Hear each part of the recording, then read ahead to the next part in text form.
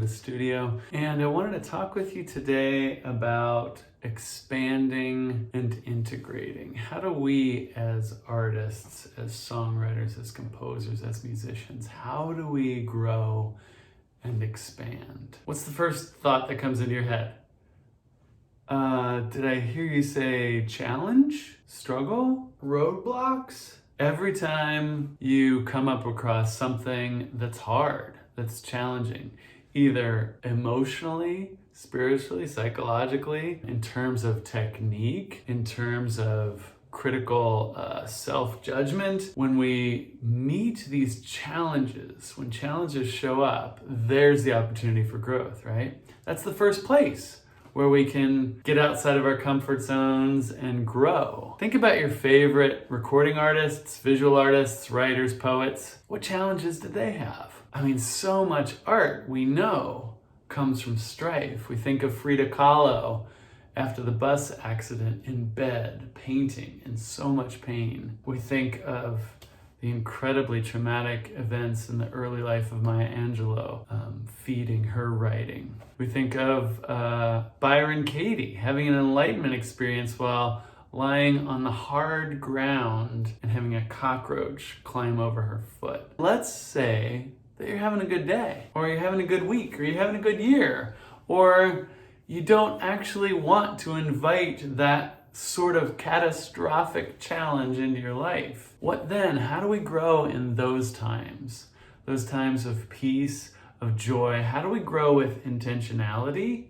How do we invite an easeful way to expand who we are as art makers? Well, my friend, in those cases, we must challenge ourselves. I was recently looking at some student paintings of some of the most unique painter voices of the 20th century. You can see how they studied craft and technique, probably because they were in that student phase, in that student stage. But check out like this painting from Pierre Mondrian, right? Compared to later works.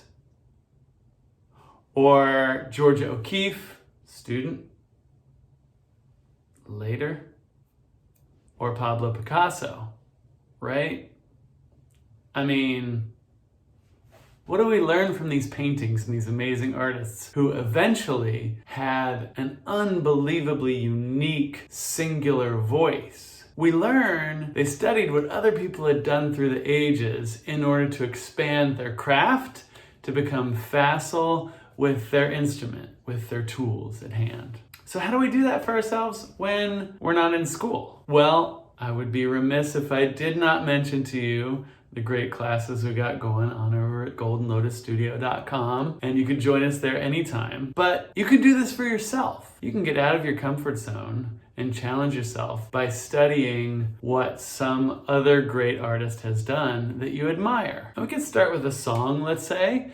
We could start with even specifically a chord progression in a particular song, and we could analyze that chord progression. We could learn to sing a cover version of the song, and then we could take some aspects of that chord progression, maybe even lift a chord or two.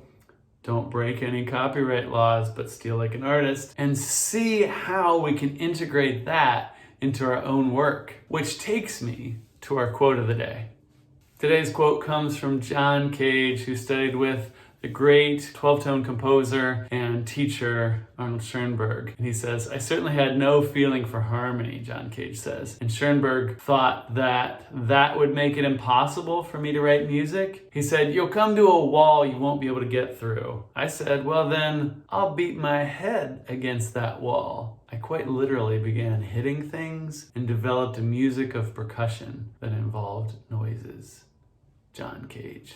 And if you know John Cage's music, you know that his most famous piece, 4 minutes and 33 seconds, actually the performer does not make any sound. It's a so-called silent piece. But we could talk about that another time. Look it up if you're interested. It's a really cool piece. Changed music forever. So my friend, here's your action, your suggestion today. Let's bow in together. Let's take a moment to arrive, just a deep breath.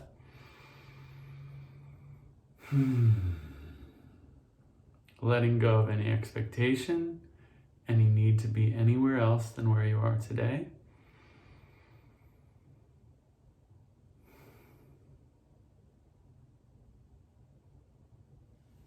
Turn your attention to your heart, to your feelings. Just notice what's there. Take a brief inventory.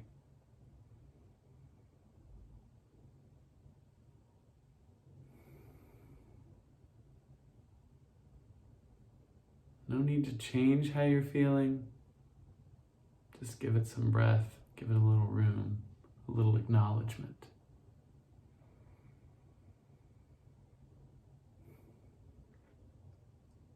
And then together to signal that we're willing to start and it's not about us, we're showing up for the practice. Our ritual to begin the creative practice is to bow.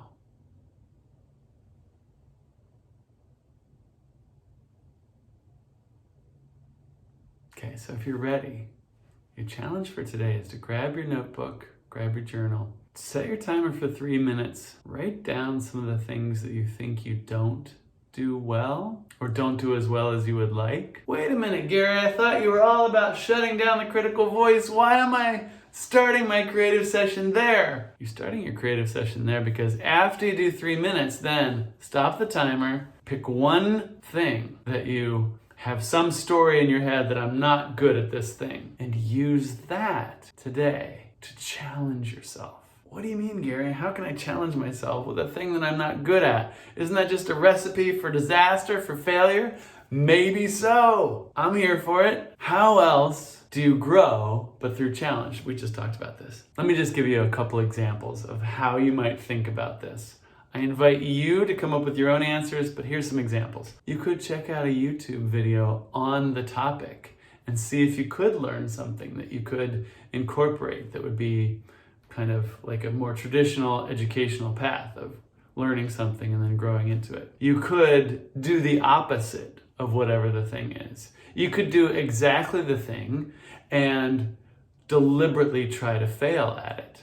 See how big a failure you could make. You could invoke the spirit of somebody who's good at it, the thing that you think you're bad at, and invite them into your writing session and see if they have some ideas for you to try. And then keep writing. Once you've gotten started writing, just let it go and follow the writing where it goes. I can't wait to hear how it goes. Let me know in the comments, email me directly, or come join us in the Friday Afternoon Songwriting Club at goldenlotusstudio.com. I cannot wait to hear what you make. Thanks, this is Gary signing off. Now go write something.